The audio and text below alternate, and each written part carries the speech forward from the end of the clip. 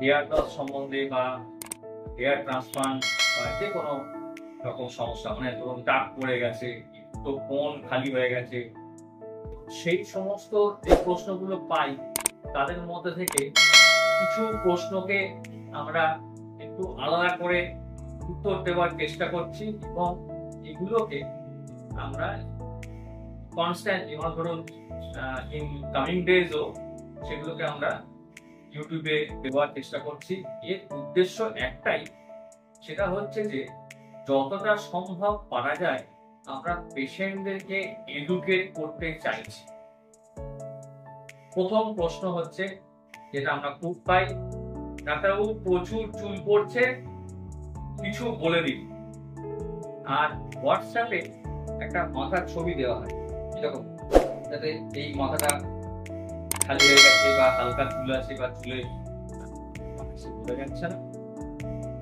তো এর উত্তরে কি হবে, কি বলা যাবে, মানে কি করতে হবে আপনাকে?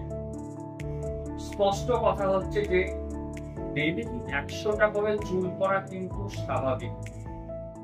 মানে আমাদের মাথাতেই আমরা যখন জন্মগ্রহণ করছি 1 লক্ষ হেয়ার ফলিকেল থাকে, সেই হেয়ার ফলিকেল থেকে নিত্য নতুন আবার কিছু গজাচ্ছে, কিছু পড়ছে, কিছু গজাচ্ছে, কিছু পড়ছে। এইটাকে আমরা বলি এটা হেয়ার সাইকেল। 100টা করে চুল পড়াটা স্বাভাবিক, কিন্তু যদি আপনার গ্রোথ কম হচ্ছে, চুলের ডেনসিটি মানে পার স্কয়ার সেন্টিমিটার যতগুলো চুল থাকার কথা থেকে খালি হয়ে যাচ্ছে, ডেনসিটি এক্স্যাক্টলি কত সেটা বোঝার দরকার নেই। কিভাবে বুঝবেন? তাতে শীটে করছেন, পার্টিশন লাইন করছেন, সেটা খুব বেশি চওড়া হয়ে যাচ্ছে, এটা এই লাইনগুলো পিছন দিকে পিছিয়ে যাচ্ছে বা ক্রাউন পোর্শনটা খালি হয়ে যাচ্ছে, তাহলে কিন্তু আপনাকে ডাক্তারের পরামর্শ নিয়ে চিকিৎসা করতে হবে।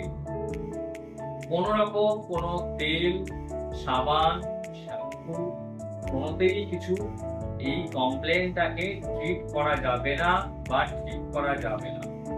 দীর্ঘমেয়াদী চিকিৎসা এর জন্য দরকার এবং এই চিকিৎসা যেমন যেমন আপনার সমস্যা হবে সেরকম অনুযায়ী কিন্তু চিকিৎসার ধরন বা ওষুধপত্র পাল্টাতে থাকবে। ভালো থাকবেন। আগামী দিনে এই সংক্রান্ত আমরা আরো প্রশ্ন নিয়ে এসে হাজির হচ্ছি। নমস্কার।